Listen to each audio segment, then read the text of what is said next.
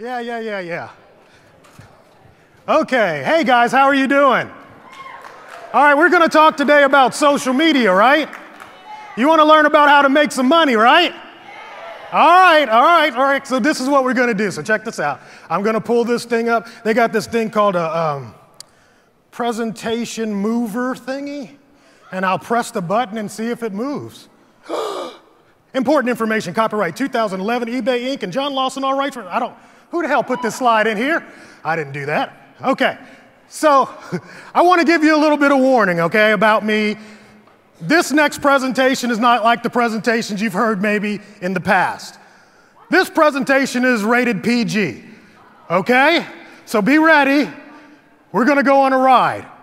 But hang with me, it'll be a good ride. The problem is, I don't like a lot of bull crap. And I'm just not good at expressing myself through bull. So I'm going to give you the hard, cold truth. Are you ready for truth? I always talk about this movie when I start because this is one of my favorite movies for business and how you should think sometimes about the blue pill and the red pill. Because sometimes you've been here all day. And I don't know how many times people have said that, you know what, our economy kind of sucks. Matter of fact, our economy sucks ass. But nobody ever tells you that because we want to always go into the cheerlead, because we want to feel good, but also at the same time, we need to take the medicine and we need to be very focused on what's going on. So I always ask people, because technically, or actually, by numbers and counts, it's like when people are in these kind of events, only 1 out of every 3 people will actually take action on the things that they learn. So when you go out of here, 1 of you is the one. The other 2 people are not going to do anything. Their business is going to continue to languish. It's not going to grow in 2011, and it's not going to grow in 2012 because they haven't implemented some of the things they learned. So my question today for you is, are you the one? No, seriously, are you the one? Well, then here's what I want you to do. I want you to look to the person to your left and the person to your right, and you tell them, hey, I'm that one. You tell them. How many of you want something big in 2011? How many of you want to grow your business in 2011? How about this is your decade? Oh yeah, this is your decade. But you don't even know it yet because we're watching everything on the outside. But you have the opportunity right now because you're in this meeting today to really, really amp up your business using some of these tools we'll share. Here's a cool thing we're going to do. How many of you have a Twitter ID? All right, if you tweet, we're going to do a Twitter experiment. Take notes and just take the notes, put them in Twitter. This is something I want to keep. Put it in Twitter and put that hashtag at the end. All you have to do is put the #ICE notes. What's going to happen is we're going to have a collective group of notes that you will be able to go back and reference. So this is a social media experience. Experiment, and I'm going to go back and look at it later also, and we could share it with others. So just put that as your hashtag, okay? It's okay? It's okay. It's okay. All right. Please hold your questions until the end because I will be taking questions and we'll just have a real frank discussion and you can ask me anything. I'll give you a little bit of my background. Real quick, John Lawson who? Who is this guy? And why is he on stage? I really don't know. But I will tell you one thing is that in the last 2 years, I've gotten a lot of press. I've spoken in like 10 countries. I get to fly all around the world and talk about social media and social business. And recently, I asked the eBay community to help me out with something. I had been nominated for this small business influencer. And I asked the people that were in our group and a lot of you in this room, to help and support me with this endeavor. One of the things is that 40% of the consideration was based on people voting for you. All right? And everything I do has its own little weird kind of experimental nature. So I said, let me just go out to my social media group and ask them to please support me. And next week in New York City, they're going to give me an award as one of the 2011 Small Business Influencers, right? Okay, that's not about me though. Here's what it is. Here's the key. Is that 5 years ago, when I walked into a business meeting and told people that I was an eBay seller, they laughed at me. They said, you can't be a real business person on eBay? Are you kidding me? Ha ha, you guys, we are real business people. We started this kind of business, and we are really doing great things, and the world is starting to listen to us. And that's big, guys. That is big. Because they don't think we're all that real, but we are so real. We are what's keeping this country moving forward in small business. So I want to thank eBay. I definitely want to thank RBH for everything he's helped me do in terms of getting the word out to you guys. And that's who I am. So that's kind of, I guess, why I'm standing on stage speaking with you. Okay, so let me tell you about me and Elton John. Yeah. You heard that one? Let me tell these guys. It's like, no. Here's the thing, guys. The first thing I ever sold on eBay was a pair of Elton John tickets. Now, this is back in the late 90s. He hadn't been on tour in a long time, and he was coming back out of, quote, tour retirement. And, you know, I've always liked Elton, and I was like, wow, that's pretty cool. And I got this email, and it said you could buy the tickets early, you know, pre-sale. And this was for a show that was to be recorded for HBO in New York City, Madison Square Garden. I live in Atlanta, Georgia. So I had planned my schedule so that I could go to see Elton John in New York City. Something came up and I couldn't go. And I had spent an inordinate amount of money because back in the 90s to pay $164 or something like that for one ticket was a lot of money, you know? And I was like, well, you know, it's a big show. He's never going to do this again. Yeah, right. His ass been on tour every year since then. But I thought it was big. So I bought the tickets, and I couldn't go. So what am I going to do? All right, well, I'll put them on eBay. I'll probably lose half of the money. I started the auction off at $99 because I at least wanted to get $100 back out of nearly, $350 I had spent. Those tickets ended up going on eBay for over $800. Woo! Somebody say woo! And so stuff in my mother's house started to disappear. People wouldn't let me in. They were like, John, hey, are you using that? Let me get that, let me get that. And I just started selling other people's shit. Oops, did I say, okay. All right, bleep. I might say that again. Just get ready with the bleep button. But what it did is that planted a seed in me. And I was hooked, man. I was so hooked on making money. I wasn't necessarily hooked on eBay. I was hooked on making money. You know, that's my thing. It's like, ooh, I can buy something, right? So it planted a seed. It was like, wow, I wonder if I could do this again. And I started looking in the newspaper. And if you remember back in the day when Staples and Office Max and Office Depot all got together, and they were really getting started in this thing, and they were competing against each other. So every Sunday in the Sunday newspaper, you would get this big sales circular, and everything on the front page would be like free after rebate, free after rebate, free after rebate. And I figured it out. I was like, dude, if it's free and I could sell it on eBay, what's the markup there? It's pretty infinite. And so I used to have this map thing that I would do every Sunday. I would go around the city and I would actually buy up as much stuff, free after rebate, fill out the forms, and then sell it on eBay. Oh, dude, I was so making money. It was free money, and I was working on a job. You know, I still have my regular day job. And then the free after rebate, because the first thing they were selling was those blank DVD or CDs. They weren't even DVDs. You remember those CDs? You used to put music on that stuff? You don't remember that? I know, remember. That's a lot. I know, I'm old. It's okay. It's okay. So they started that, and then they stopped doing that, and then they started with the printers. And the printers would be free after rebate, because where's the money at in printers? It's in the ink. So they want you to get hooked on the printer, so you have to buy their inks.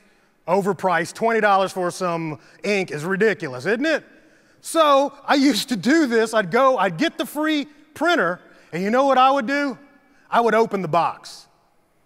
And when I'd open the box, I would take the printer out, and I would separate it from the ink. So now I would get this free printer and this free ink, and I would seal the box back up. I said it's new, or no, I said like new, in box, never used. And then I would have the cartridges and I would sell them. Now I'm doubling my infinity, and I'm really happy now. And then something really weird happened. Something kind of strange happened. It went from just that seed, it started germinating. It actually was starting to pay bills for me, this eBay thing. And now I started to look at it. You got to excuse me real quick. I got to sweat.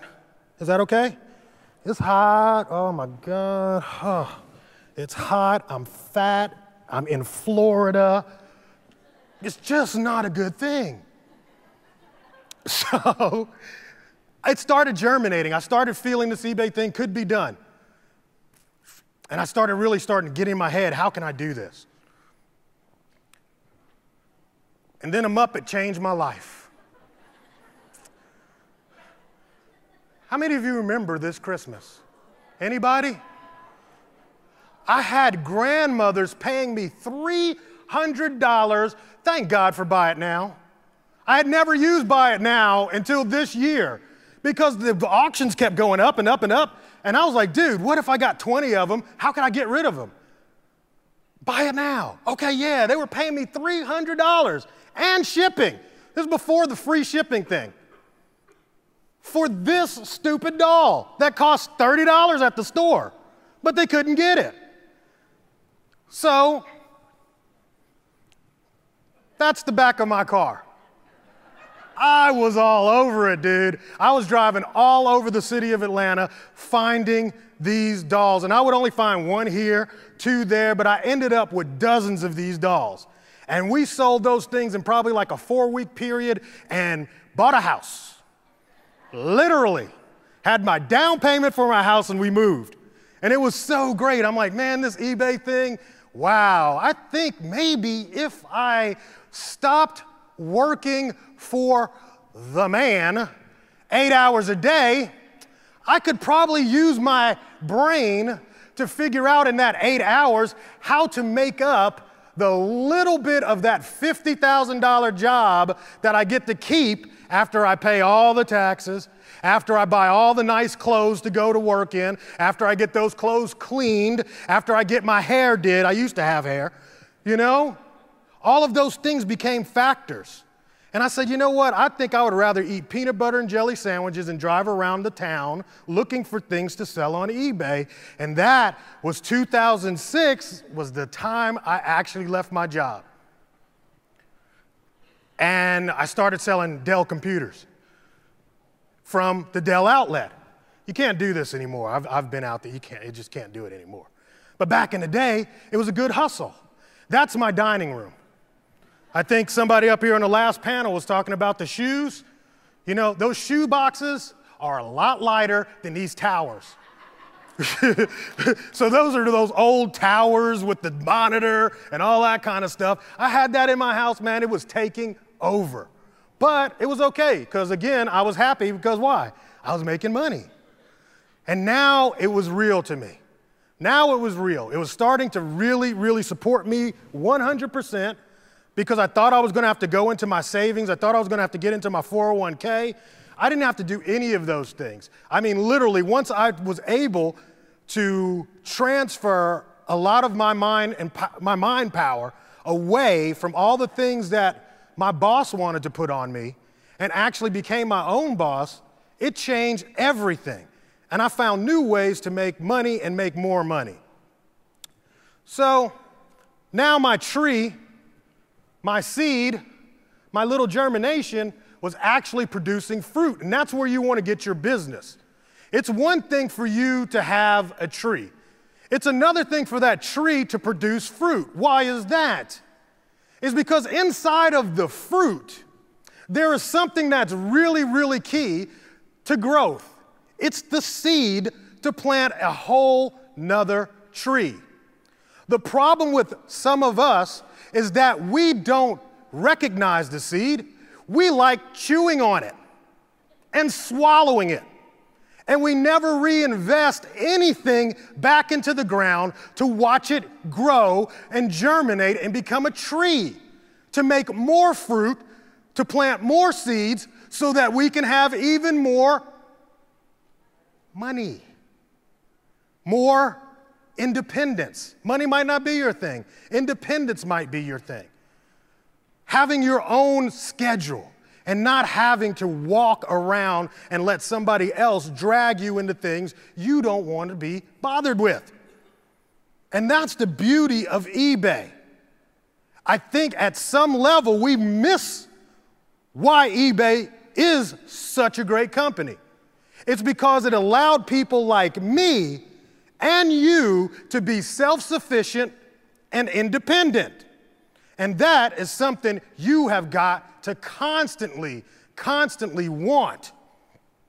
So let's get into the social media thing a little bit. Well, not yet, but I want to talk about this fruit, because can I tell you a story real quick? Yeah? All right, look, I live in Georgia. We have peaches. You know, we're the peach tree state. If you ever go and drive in Georgia, every damn street is called Peachtree. All right, it's got Peachtree Corners, Peachtree Circle, Peachtree Lane, Peachtree, everything. So last year, I planted a peach tree. Nothing happened with it, it just grew a little bit. But this year, I started seeing these little nodules. I'm like, wow, you know, I had put this thing in the ground, I had dug the hole, man. I watered it every week or so. I gave it food. I loved it. I nurtured it. It was my tree. And this year, it was actually yielding some fruit. And I looked and I was like, wow, look at the little fuzzy green things. It's going to have some fruit. Awesome. And one day I'm swimming in the pool out the back door, and I'm looking at the tree. And I'm like, wow, it's ready. It's time to get the fruit of my labor, the sweat of my brow. It's there. But, hey, I'm chilling in the pool drinking some scotch. I don't feel like doing it today. I'll get that tomorrow. So the next day, I get up. I get my little, I didn't have a basket. I had a little, the pot, stovetop pot. I'm ready to go pick my beautiful fruit of the labor that I've put in. And I was greeted at the tree by this sight.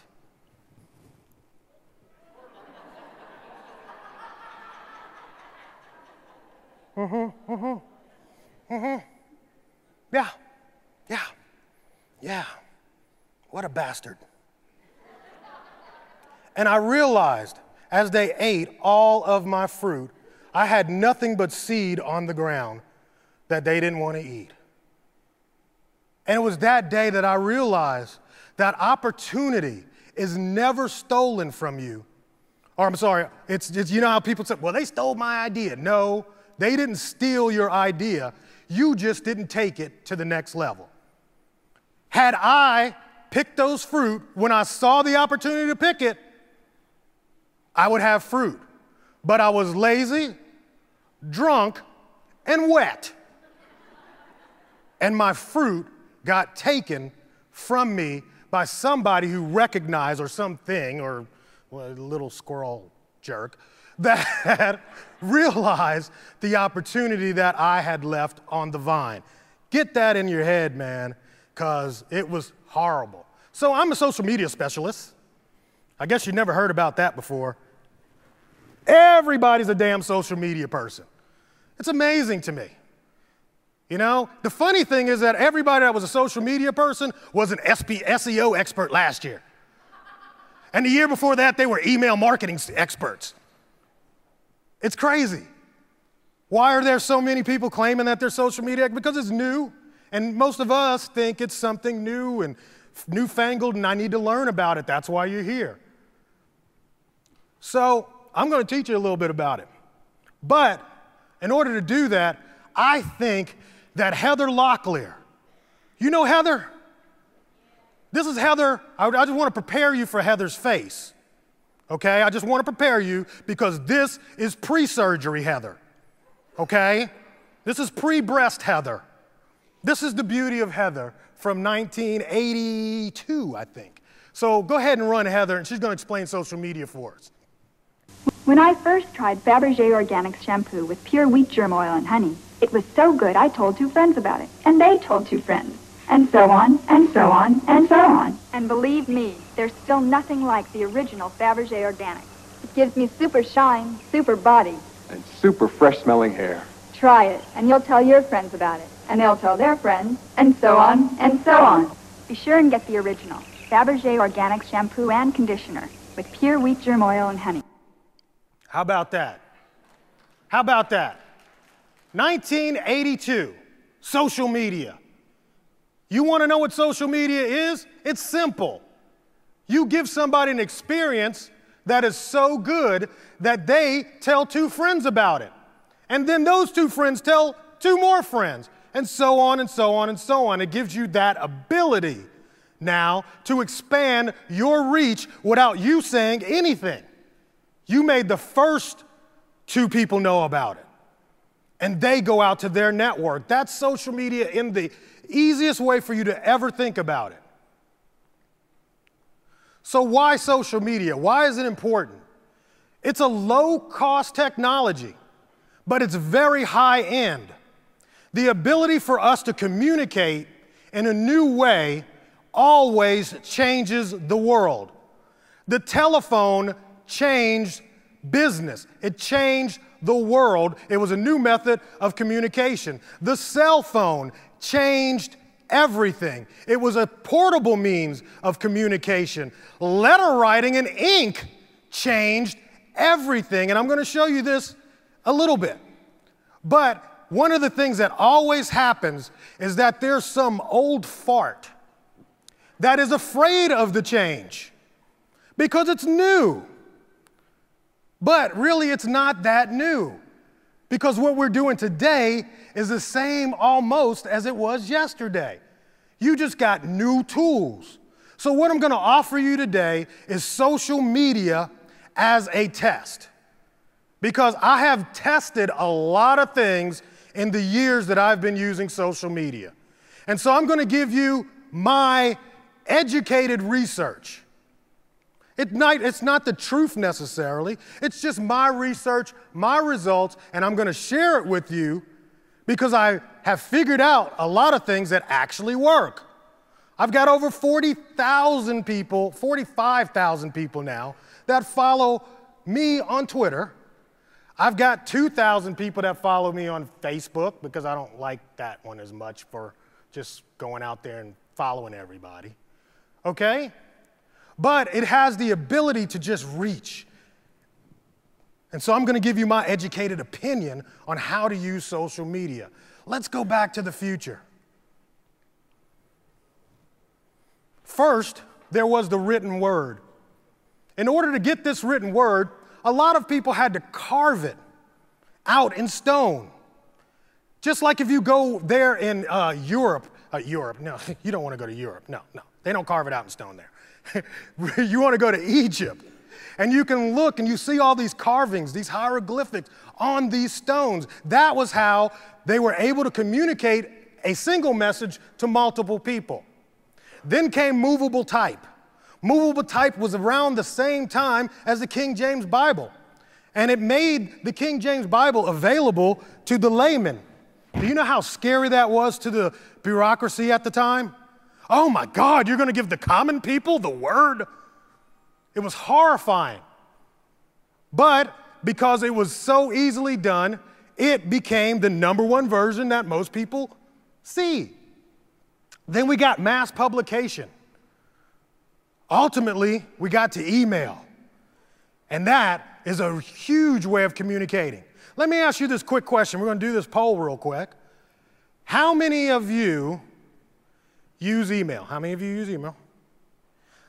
How many of you would say that given social media versus email, that email is more about business for you than social media? Huh? So some of you actually do more business with social media than you do with email. Is that what you're saying? Who's got that going on? Really? How do you contact your customers with social media to tell them where their package is going? Exactly. So really, 100% of us will go, email is the king for business. This is why Gmail is really, really scary. This is why it's really, really scary. Social media rides on top of a lot of those things. You use it to support your business, but when you want to get a message out to your customer, your package is on the way, here is the tracking number, you don't tweet that. You're not Facebooking that. You put it where? In an email. Email was very important for the evolution of communication. When I was a kid, there was this show. And you know, Judy Jetson used to sit there and she would talk on this TV. And we all thought that TV, phone, now, oh yeah, that's going to be the new hotness for communications in the 2000s. And it's kind of weird. And the reason why it's weird is because it never really happened. I mean, we've got Skype, we've got Google Talk, we've got FaceTime. But in reality, we kind of use those a little bit, but not all the time. What ended up happening, which is kind of weird, is that people ended up texting. More than anything else, we text. My kids right now, man, they can actually type faster than I can on this thing, the phone, and do what it took me a long time to learn on a typewriter. Remember those things? And it's kind of weird. But my daughter, she doesn't even take phone calls. I'm like, girl, I didn't call you. I'm like, you better pick up this damn phone. I pay for this phone. So when I ring, you pick it up. Text me. No, I can't do all that. I ain't got time. Organize my thoughts that quickly? No, I can't do that. But she can do it. They are some texting nuts. Matter of fact, you have to get a free texting plan on your phone or they will put you in the poorhouse. Period. I tried it. So we love texting, man. And so we've gone from carving out the words in stone to carving the same words out in a tweet or in a text. And it's absolutely insane how we've gone full circle. Instead of the big picture screen that we thought we were going to have, we're still chiseling it out one letter at a time. Back to the future, man. So let's talk about the new experience on webs. What's happening, guys, in business? Because we're going to take you from social media, which everybody talks about, and I'm going to take you into social business. It's a little bit above just the media part. Here's what people want right now on the web. They want a personalized experience. They want it to be unique to them. Some of them want it very close to them, very location-based. And they want you to understand what we did together the last time I was with you. The last time you bought something from somebody, you kind of expect them to already know your credit card number, my address. That's the new experience. The next phase is that it's being socialized. So it becomes a shareable experience, and it becomes extremely easy to communicate your experience with others. I like that. Why don't you go like that? I thought that was cool. Didn't you think that was cool? It becomes extremely easy for us now with these tools to do that. And it's become mobilized. I bought that on eBay. That's the new Bluetooth. You haven't seen that around yet, have you? Huh? Yeah? That's some new stuff for you. Like I said, it's location-based, and it's got a lot of app experience, which is kind of the app thing is kind of a unique experience to me. It's very odd because what you've done now is instead of actually directly communicating through the web, people are going, downloading an app, and then using that for the communications. Kind of a weird thing. I probably would have never been able to call it. I mean, like the app was actually made because the phone was so slow in communicating. So back in the day, you know, we had the data plan was very limited. The phone was very limited in its memory. And so when the iPhone first came out, Apple said, hey, let's do this. Let's put something in between the experience. We'll make it so that they have to download an app, and the app will contain a lot of the formatting of the experience. So all now we've got to push back and forth is the data. The formatting would actually be in the app. And that's why we have apps. But now we've got data that's so fast now, that the network is so quick, we got the 4G going on, but we still like the app experience, even though we don't need it anymore. We could actually build HTML5 pages that would house all of that content. But we have this app experience. It's kind of weird. But just remember that. These are the things that people are liking right now. So let's talk about social media, all of that stuff. Why don't you write that down real quick? Because this is what people do to you. Oh, aren't you using this and that? And well, I got this tool and that, blah, blah. I don't care. Show me the money, man. Is there money in it? If there's no money in it, I don't give a damn. I just don't care. It just doesn't interest me. You could tweet all day and make zero. Why should I care? Why should I be tweeting if I ain't making any money? Why do you want to do that? You got to be shown, right? So look at this, paid versus free. Super Bowl, 98 million viewers just in the US. Nearly 100 million people. A 30-second commercial cost $3 million. $3 million, and that's not the cost of making the commercial. That's just to show it for 30 seconds during the Super Bowl to 98 million people. Look at YouTube. 123 million people every month. How much does that cost? Zero. Facebook, 137 million every month viewership. And it's probably higher than that. It goes up every freaking day. It's ridiculous. Twitter, running at about 27 million.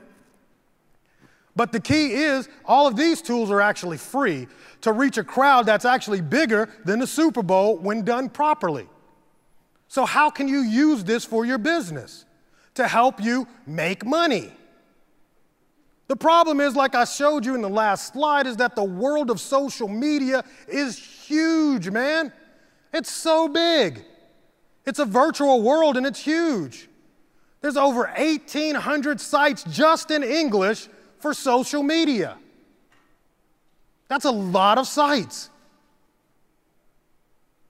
And the problem is you've got a Facebook page and that's yours. And then you wonder, well, my Facebook page ain't doing nothing. And you think there's some secret. But I'm showing you the reality of it is with 1,800 sites, 750 million people on Facebook, just because you put up a damn Facebook page is not going to change your life. It's not going to just all of a sudden make you money. You have got to stop believing people in unicorns and fairies. We are beyond that, aren't we? We're old enough now to know that Santa does not exist, and people are not going to just fall out of the sky because you spent 30 minutes filling in a Facebook page. There's got to be more to it than this. And the problem is that you've done the work in your mind. But really, physics tells us that work actually equals force times distance. So if I apply force to something and it moves, when I apply that force, I can take that force, multiply it by the distance it moves, and I will get work. That's what work equals. The problem is we've been pushing on stuff, on these buttons all day, and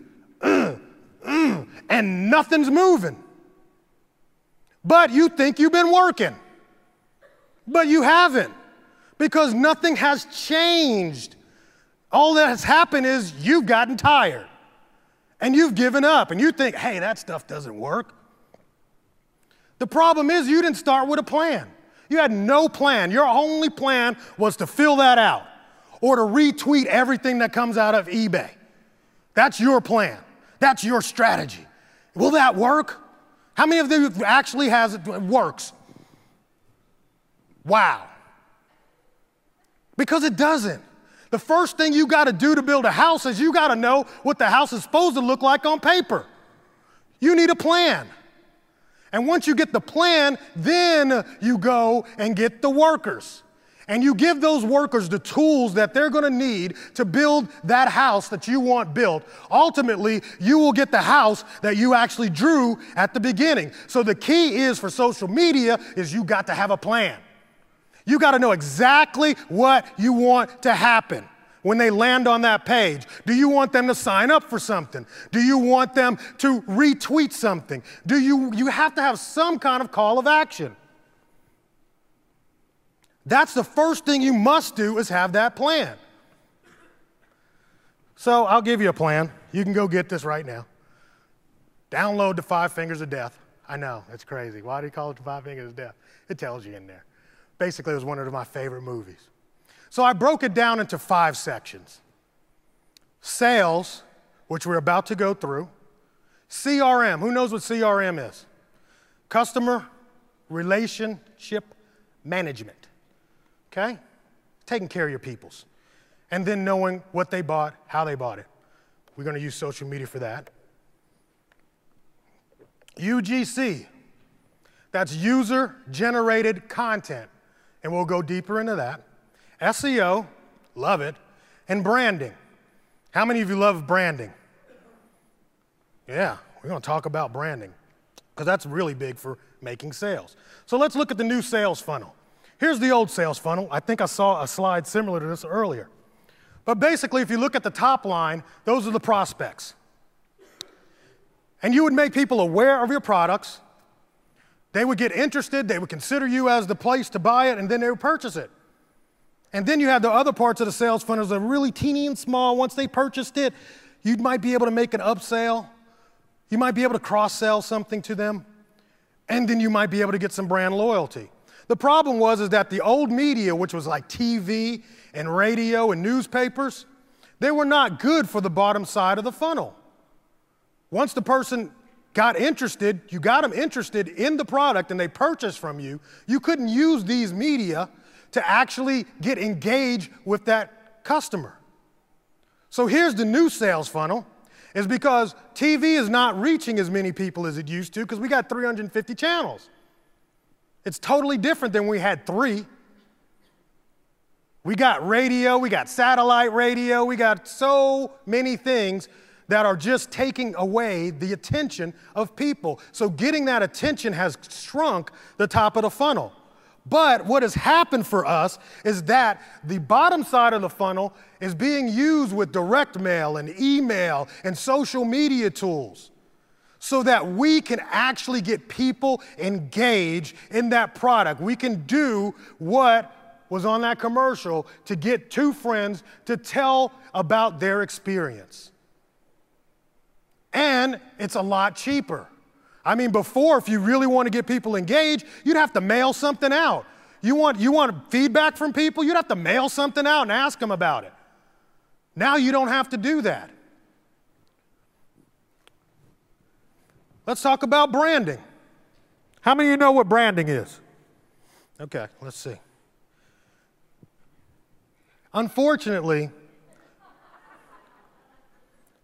I think a lot of people think this is what branding is. We want to take our customer, shock them into submission, and we want to take a hot ass iron and put our brand on them and then make them walk around. Advertise. That's what we want to do. And we think, hey, we're branding ourselves. No, that's not branding. That's not branding. Here's what branding is. Branding, and this is kind of weird. Branding is what people say about you when you're not in the room. You feel me?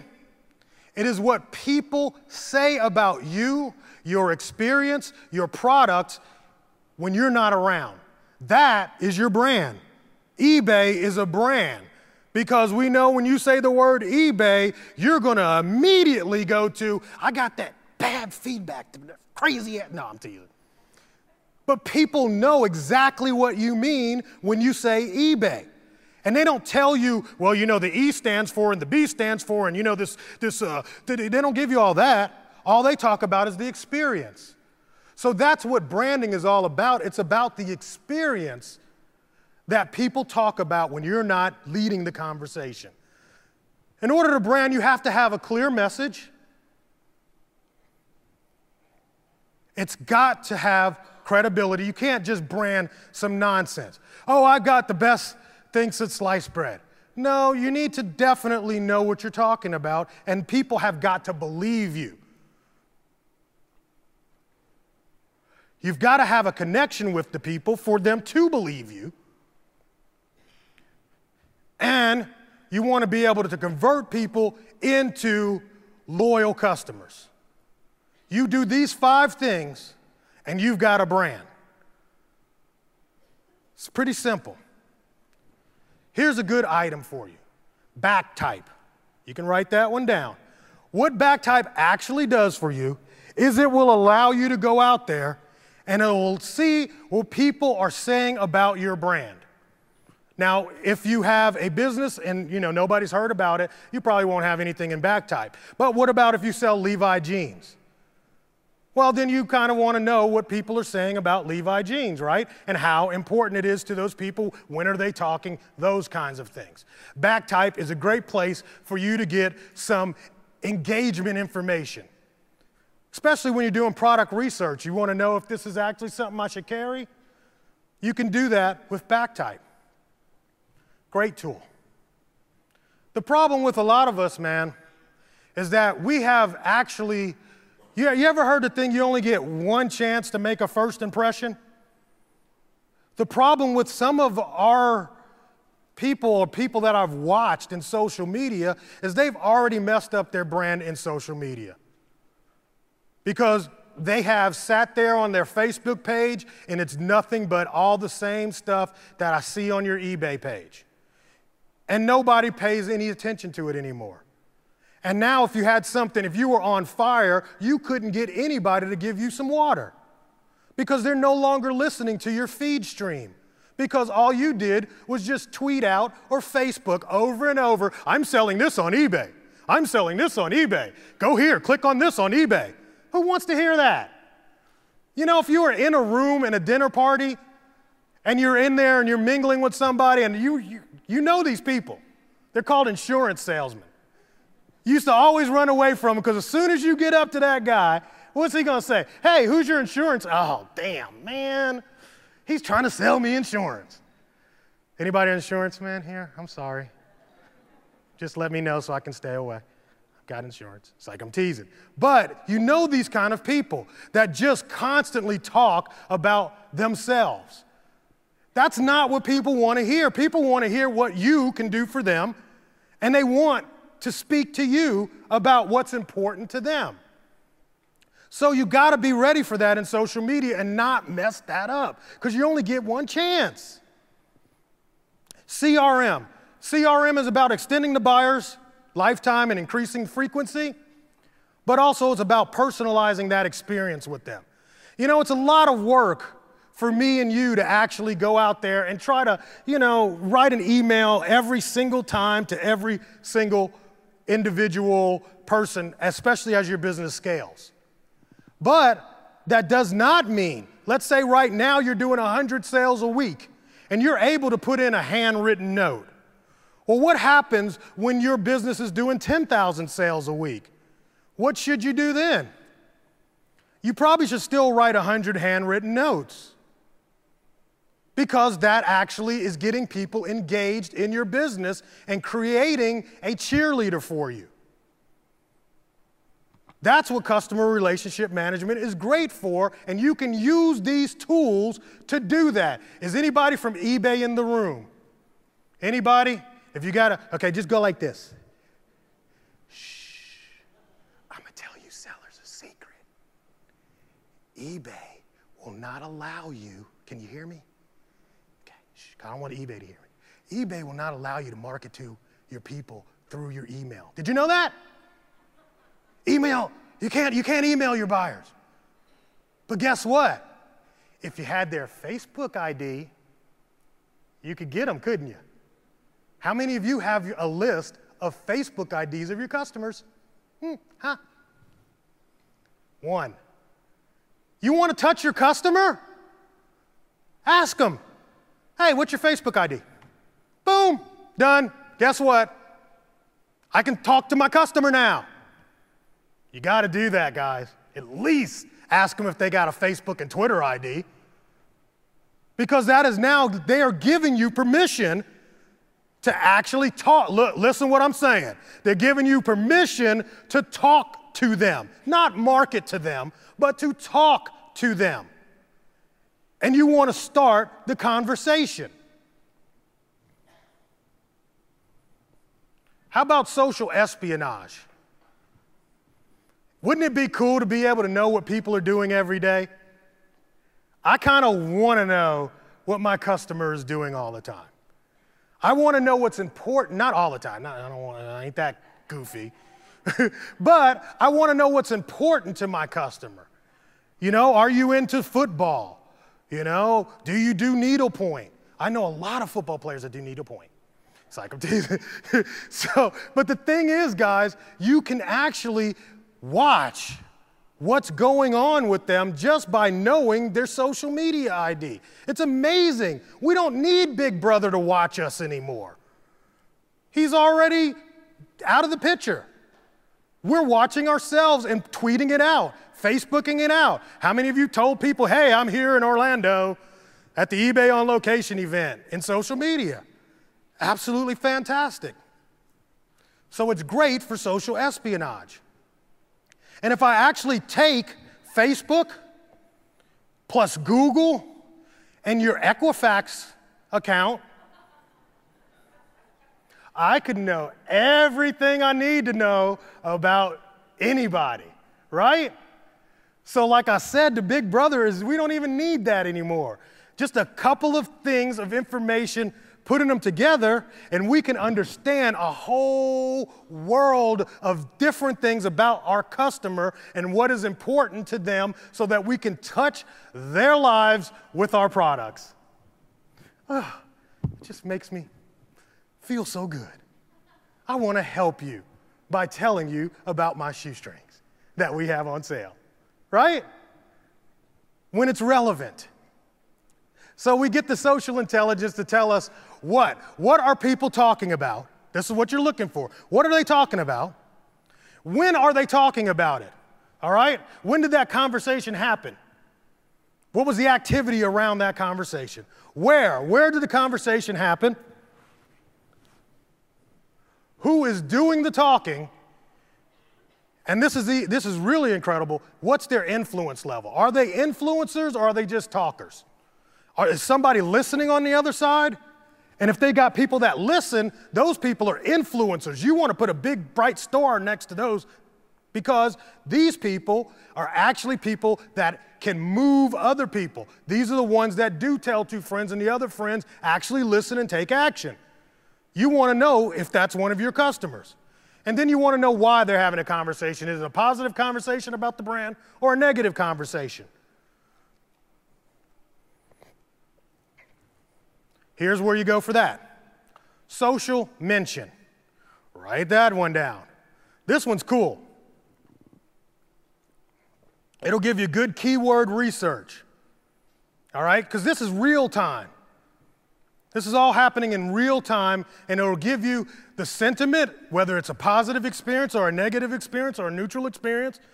It'll give you some of the top keywords that are in these people's tweets, and it will let you know some good intelligence absolutely free. All the tools I think I give you today are free. Look at that. Who's talking about it? Here's the top users, where they got it from, what's some of the hashtags that they were using, the sentiment, the keywords. You can't, that's some killer information. Reportive, I love this tool. How many of you have a Gmail account? This only works in Gmail.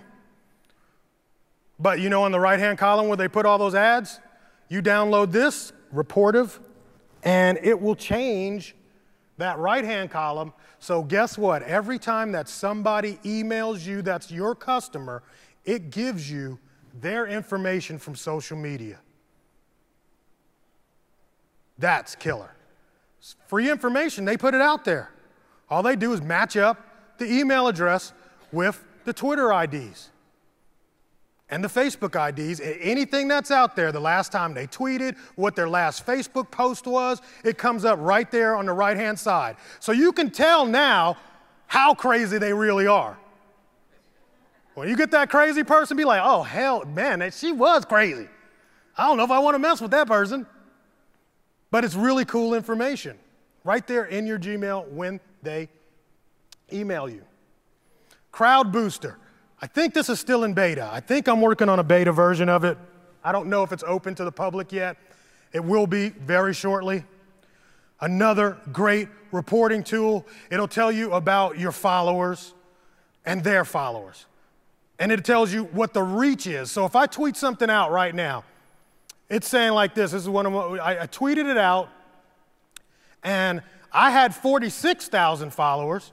So that would be the blue button at the bottom, but it ended up reaching over 56,000 because of all the people that retweeted it. So this gives you insight into how much reach you have, because for me, I could care less about the followers. I want to know how many people it's actually reaching. Crowd Booster, it's got some other great tools in it as well. It tells me what's the best time for me to tweet stuff out to my people. So it recognizes who the followers are in my stream, and it tells me what hours are the best hours for me to reach the most people in my stream based on their activity. When are they the most active? It's telling me now that if I want to do something, 5 o'clock is the best time for me to tweet. And if anybody knows, I tweet 5 things every day at 5 o'clock because it reaches the most people. I used to do it in the mornings. I used to do it around 11 a.m. Look at the little, I can't do the pointy thing, but at any rate, the little teeny dot is 11 a.m. I'm like, oh, I need to move this to 5. And it totally amped up everything that we were doing. I'd have never known that without that tool, Crowd Booster. This good stuff? Is it good? I just want to make sure. We cool, we cool, we cool. Don't clap, don't clap. It ain't that damn good. Not yet. It's going to get better. UGC, user-generated content. This is reviews, your feedback. If anybody ever gives you any photos of them wearing your product, you want to take that. But more than anything, how many of you have ever been a part of a focus group? Did they feed you during the focus thing, give you some free sodas, you know, make you come in, have a big wall with cameras on the other side and they want to listen in? Man, you could never do a focus group before. But now you got social media, you got a free focus group. Use it. Use it. Ask them questions. Get feedback. Stop being afraid of bad feedback. I don't understand why people, I love bad feedback because it's telling me where I'm screwing up. If something's really wrong, I want to know about it. How many of you got 100% feedback positive? You don't know anything about where you're screwing up. Your customers are not telling you anything for real, are they? Oh, you're so good. That was so great. Oh, you're so good. And you're walking around, I'm so good. I'm so great. I'm so good. I have no room for improvement. I like bad feedback. Not necessarily bad feedback in, my feedback stream, but when I ask a customer about experience, I want to know what you like and what you didn't like.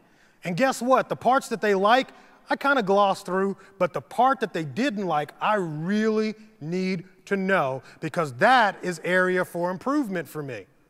So you want to use this focus group to find out areas for improvement. Consumer-generated media is sort of like this chart. See, me and you are in this room together. So we're at this event. And some of you are actually tweeting out different things that are happening right now in real time, and other people are the seekers at the bottom there. And they're listening to everything that you, as the speaker, are telling them. So you have an event, you've got speakers, and then you've got the seekers. That's consumer-generated media. It's been absolutely fantastic for spreading news. Here's another one, actually another 3, to get more out of your reviews. If you got a website, this will help you. If not, you want to do more things probably in your email with people that will allow you to ask them, how was their experience? That's all I want. How was the experience? Just want to know. Let me know. So many of us are so ingrained in making sure we get good, positive DSRs that we're never asking anybody, how was it for you for real? I need to know. So these will help you. RatePoint, Cample, and 4Q. I know 4Q and Cample will only work on your own website. RatePoint you can use inside of email. And it's got some social media tools. Okay? 4Q is kind of cool. What it does is it pops up over top when people come in and they ask them 4 simple questions and they'll either answer it or they'll go away.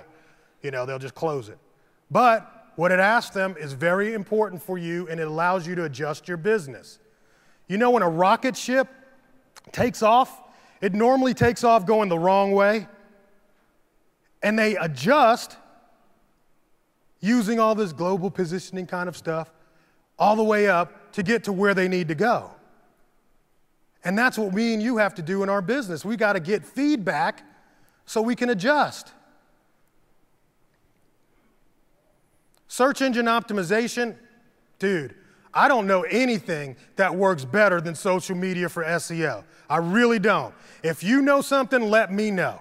I don't know anything that actually gets inside of Google for your product and your brand faster than social media. Social media sites have ratings of like 8, 9, and 10 for Google page ranking. Getting links in social media is killing it for SEO. Here's some ways to do that. Blogs, microblogs, which would be much like Twitter. We got social bookmarking sites. I don't know if you're using those, but they're still great for SEO. All right? Write a press release. You got something new coming out? Write a press release. Throw it up on one of those free press release sites or the paid press release sites. Get some linky links. See, all y'all running around trying to figure out how to pay somebody to do a link. But if you just put out a press release yourself, you'll get high-ranking links back to your site. Make sure it's relevant, but it's a great thing to do.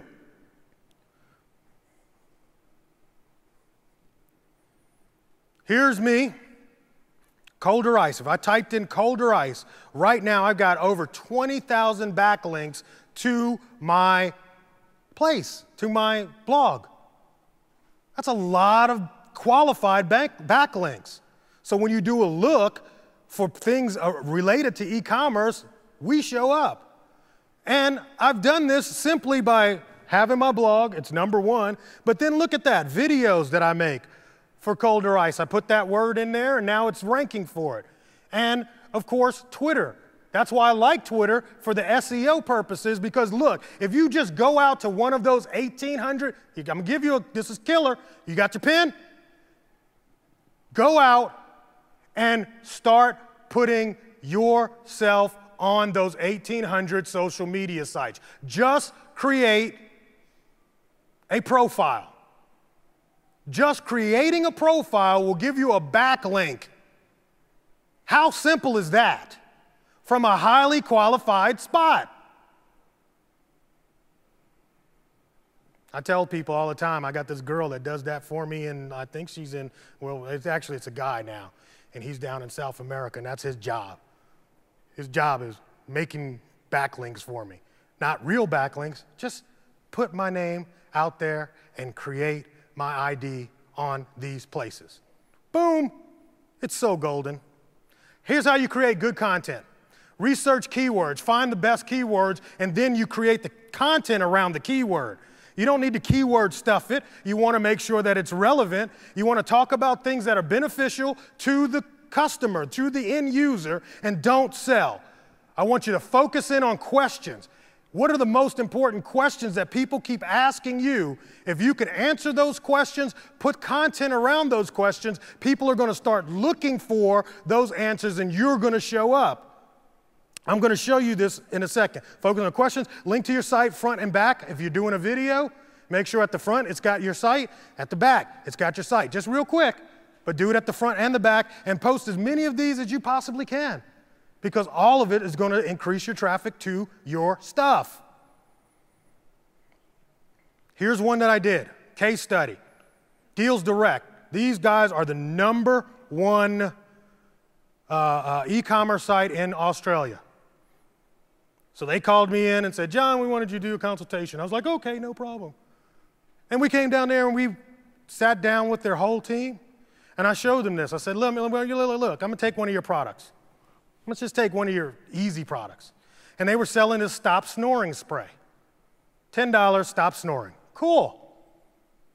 Well, hey, John, how can you market that, Mr. Big Man, social media guy? It's like, I got you, bro. I got you. So I went to Word Tracker. This is a free tool. They have a free one and a paid one. Just look up Word Tracker free, and you'll find it, okay? Because it's some crazy link. They don't want you to find the free one. I went in there, put the free keyword in there, stop snoring. All right? Here's the results. And out of those results, I pulled like 4 or 5 good things. 4. How to stop snoring was at the top. Tips to stop snoring. Products to stop snoring surgery. These are actual things that people are putting in to Google and Bing around the keyword stop snoring. Guess what? That's 4 blog posts, people. How to stop snoring. When they search for how to stop snoring, my How to Stop Snoring blog is going to come up for that product. And I will tell them 10 tips to help you stop snoring. And by the way, we sell stop snoring spray. Make sense? It's pretty easy. It's real easy. It's like, oh my God, that's so easy.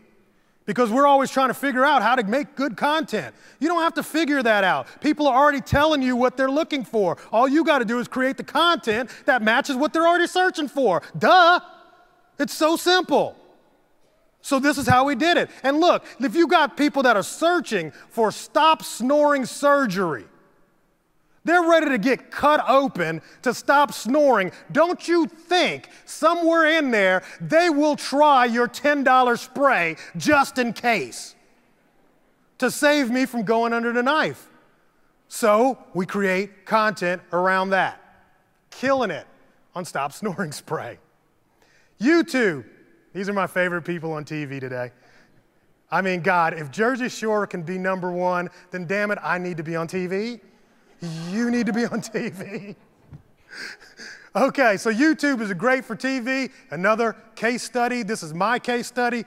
I sell bandanas. Everybody, what you sell? I sell bandanas. Shoelaces, bandanas. This is a bandana video I created. How to fold bandanas. From what company? Third Power Outlet. My company, right? I made this video in my house with a cheap camera. Matter of fact, it was an ELF. When the ELF actually first started being able to record video, I made this. It's grainy. It sucks. It sucks so bad. It's so bad sucking that if you actually look close, you can see my ashy feet under there, and I don't have on any shoes. I got comments on this video. It's like, why ain't you got no shoes on? You so ghetto. I know, I'm ghetto. But I got so tired of people asking me, how do you fold a bandana like a hip hopper? Actually, at the time, they were asking me how to fold it to look like Tupac. I'm like, that's the stupidest damn question in the world. I swear to God, if I got to answer this question one more time, I'm going to go crazy. I'm just going to do it on a damn video. And I did it. I put it on a video. How to fold a bandana. There's my feet. Thank you. Look, those are my business cards. I taped them to the head just in case somebody wanted to steal my video. You know how we get, right? He stole my description. I was crazy, right? But also I'd use an annotation and said, get all your bandanas, here's my website. While I'm folding the thing and showing them, this video has literally, look at this, 187,000, not 187 people, 187,000 people are watching my ashy feet fold a bandana. And my commercial is playing for them every single time. And we have tracked over $12,000 in sales from one freaking video. How many of you are going to make a video? I need to make a video. Well, what am I going to make a video on? I don't know. Whatever people keep asking you. Make a video. Figure out the top 10 FAQs. You probably already got the FAQs inside of eBay. Get those and make a video answering those questions. And you'll be amazed at how many people will watch it. And they'll give you good feedback on it too. All right, how many videos can you make? You can make funny ones. You can make scripted ones. I'm not good at scripting. You know, I can't do all that. Case studies, testimonials, some behind the scenes on how your business works. Oh, they love that kind of stuff. Just real quick, hey, here's where we pack and ship your stuff. You know, this is a smoke-free home. Don't show your house from the outside. I'll just tell you that. I'm freaky like that. My mom made me crazy. Matter of fact, if she was here right now, she'd be locking the doors and making sure everything's cool. She's crazy. All right? Informational product demos. Those are the kind of videos you can make. You can make them without thinking. I like those. You don't have to have it all scripted. And it does not, look, don't make a perfect video. You know why? YouTube doesn't like perfect videos. I'm not saying YouTubers actually don't like perfect videos. It's very rare that somebody will pass on a video to you that was made in a studio somewhere. Isn't that right? Usually it's just some funny kind of thing or just something very unprofessional but unique. And that's what you want. People actually gravitate to it. One of the #1 shows in America called The Office emulates bad video. Isn't that amazing? They walk around fake like their camera's shaking. Because of YouTube. That's why they did it. Because people are very engaged with these kind of videos. All right. What you can cover to make this easy, these are good first things. Here's my terms. Here's my policy. Here's my shipping policy. Here's where it would be a good gift for Papa Smurf, you know? And keep it nice and short. Under 4 minutes, under 3 if you can. So when I say terms and conditions return, don't make one video with all these things in it. Make each one of these a different video. Now you've got 4 or 5 videos. Each one of them's got a link back to your website or your products. and it's giving you SEO ranking, and it's driving people to your store. Real simple to do. That's a good way to get started. Maybe you're not comfortable in front of the camera. Some people are not. Get that down real quick. ColderICE.com/video. I got like 500 different tips on this one spreadsheet that'll help you spread video. All right? But maybe you're not comfortable doing videos and being in front of a camera. Guess what? Just make a slide presentation and put some music on it. Video, done. Okay? Makes it real easy. We all know how to use that. Take that content, syndicate it, duplicate it, push it out. I'm going to give you a couple of tools. This is my media distribution center. I've got my blog. You can do a podcast. Everybody and their mother got a podcast. It's so free and easy. I don't care if nobody listens to it.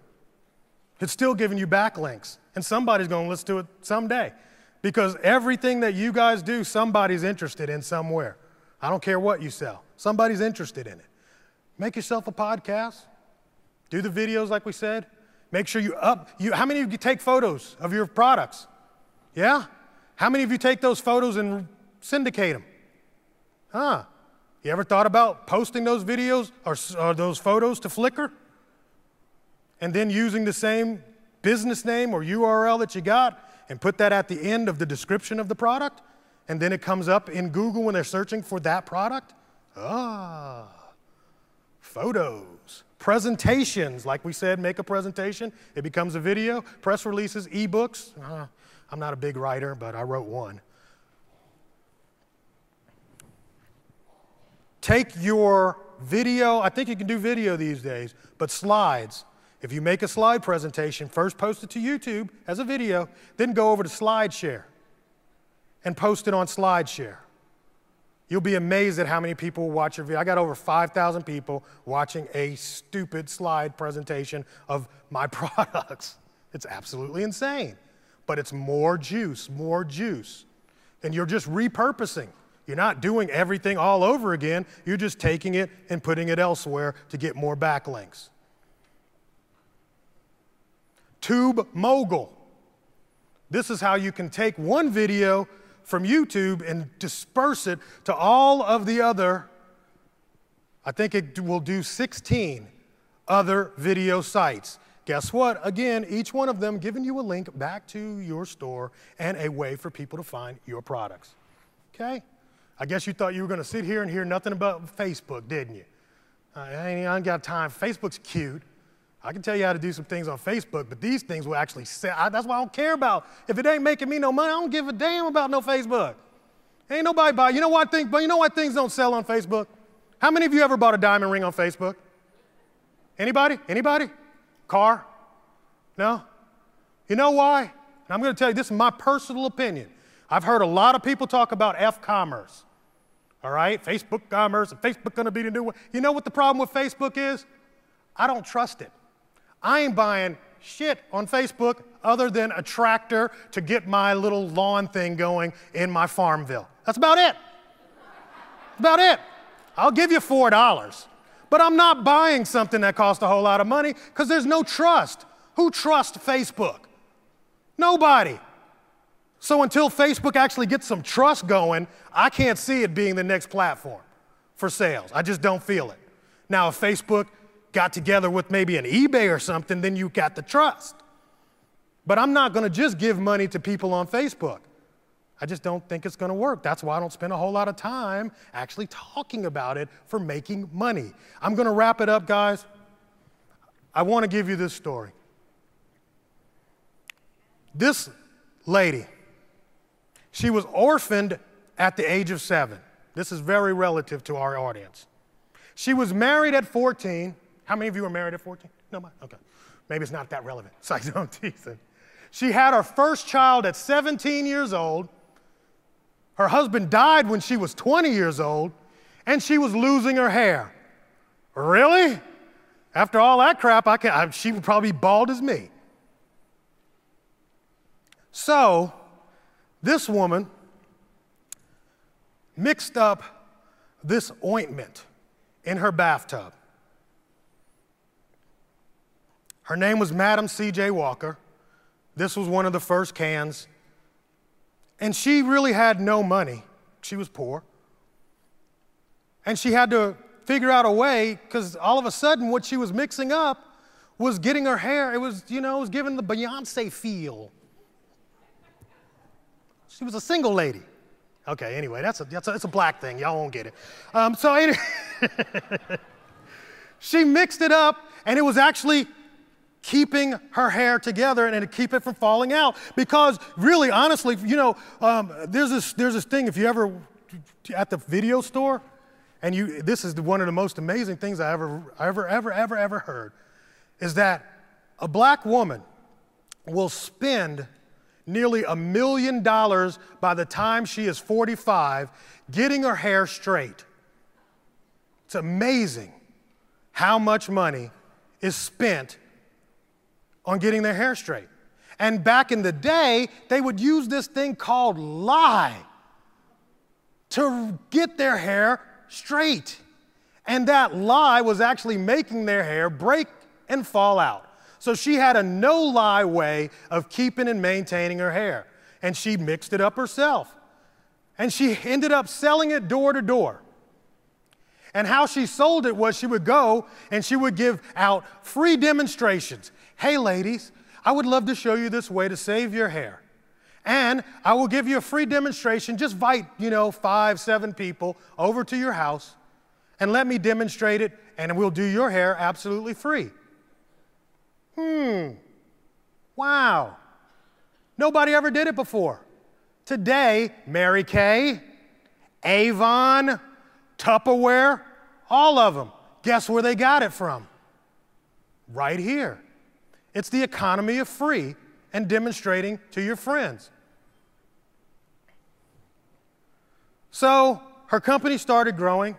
She started putting more and more ads out, and it got laborious for her. She couldn't, the business couldn't grow, because if I was the only person that was actually able to give out the demonstration, then the business depended on me giving out the demonstration. And she wanted to make her business grow, so she went to Facebook. There was no Facebook. There was no Twitter. She used her own social network. She got her family and her friends, and she started training them on how to do the free demonstration. Madam C.J. Walker today is in the top 10 entrepreneurs, that the biggest entrepreneur that this country has ever created. She was the first female in the United States to become a millionaire. Not the first black female.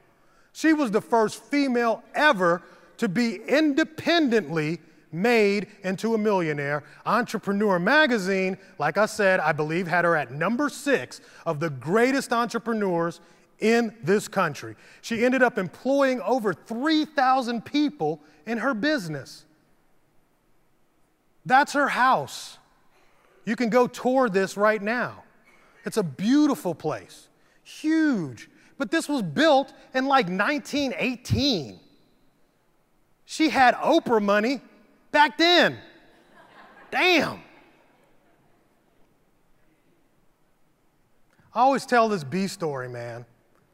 But the key thing is, man, is that in order for you to be successful in social media, you've really just got to engage people. You've got to believe in the product, and you've got to make it relevant to them. Don't push your message on people. One day I'm sitting in the backyard and I'm looking, and there's this bee, and he's flying from flower to flower. And I'm not even going to ask you, because I got some people in here that already know what it's about, right? You see those people in those ColderICE shirts?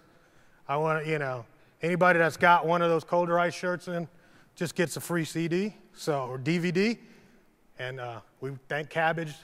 Cabbage, those guys that give you money, absolutely free. No, I'm teasing. Right? So I'm not going to ask, because I got so many of these people here, but I'll ask you guys, what do you think the bee is doing? Pollinating. How many of you think they're pollinating? Right? They're not pollinating. Pollinating is something that happens afterwards. The bee is actually on the flower trying to get the nectar, because it uses that nectar to make that sticky stuff we love called honey. The flower, in all its wisdom, knows that in order to have some sex, I can't get out of this ground. So I got to figure out how to deposit my message to the female and move the pollen. Hey, bees like this sweet juice, so I'll create the sweet juice for the bee to land and get. And while the bee is doing its thing on the juice part, I get to deposit my message. And then when the bee takes off, it moves to the next flower and it ends up pollinating. It does the work for the plant. Guys, get this and get this good. You have got to figure out a way to make your message attractive to the bee. And while the bee is there, you deposit that message on it. And then you allow the bee to take off. The problem is that you are so worried about them only having your message. Look at all those messages on that bee. That didn't come from one flower. I don't care how many messages they're going to carry with them. I just want to make mine clear, concise, and small enough so that they can take it with them when they fly to the next place. That is how you are successful in social media. I've given you the tools. I've given you the understanding. It is now up to you to take this and make it happen for your business.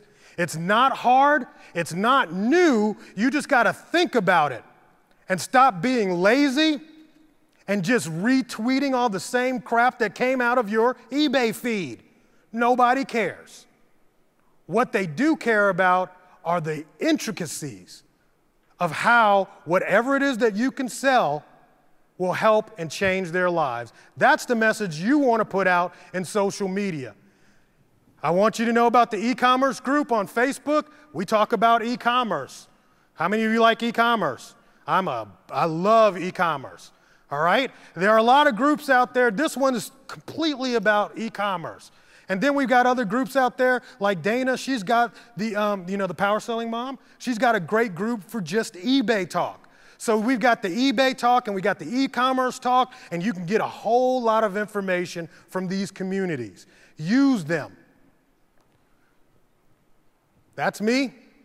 My name is John Lawson. I thank you for taking the time out to come to this session. Thank you.